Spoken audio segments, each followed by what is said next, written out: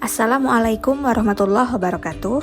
Salam guru penggerak. Perkenalkan, saya Syahrina Nasution, calon guru penggerak angkatan 11 dari SMA Negeri 1 Kejuruan Muda Kabupaten Aceh Tamiang, Provinsi Aceh.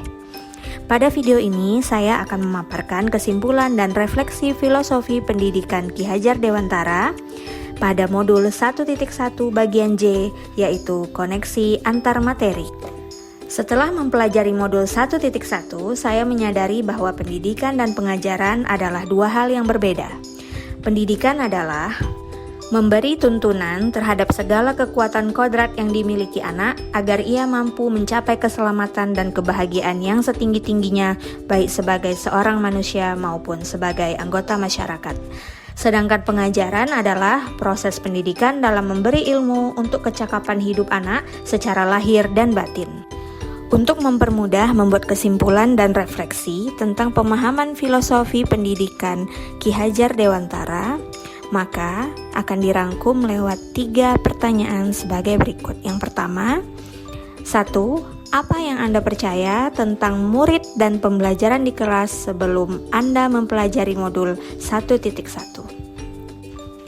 Sebelum mempelajari modul 1.1 tentang pemikiran Ki Hajar Dewantara, pembelajaran yang saya lakukan hanya sebatas transfer materi saja.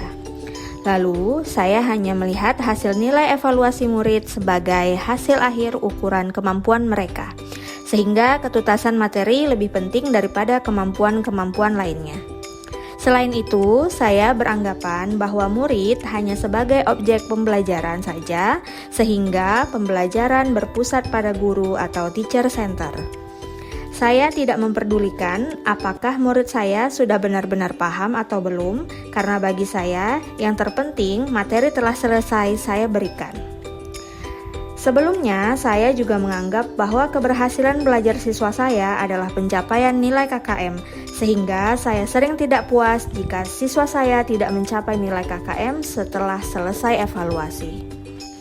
Pertanyaan kedua, apa yang berubah dari pemikiran atau perilaku Anda setelah mempelajari modul ini? Setelah mempelajari modul 1.1 tentang filosofi pendidikan Ki Hajar Dewantara, saya menyadari bahwa yang saya pikirkan dan lakukan selama ini tidaklah tepat.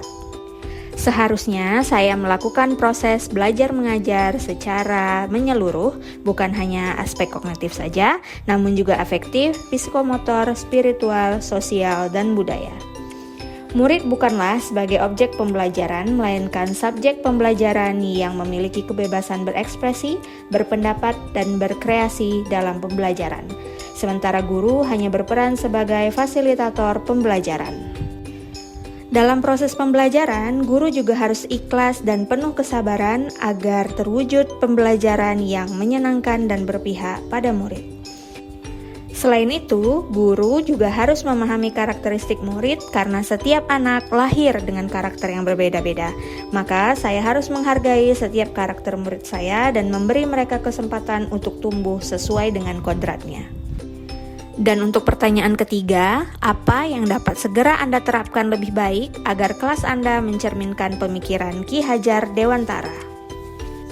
Yang dapat segera saya terapkan di kelas adalah merancang pembelajaran yang interaktif dan menyenangkan dengan menjadikan murid sebagai subjek pembelajaran, serta menerapkan pembelajaran abad 21 dengan mengutamakan sikap kritis, kreatif, komunikatif, dan kolaboratif dalam proses pembelajaran.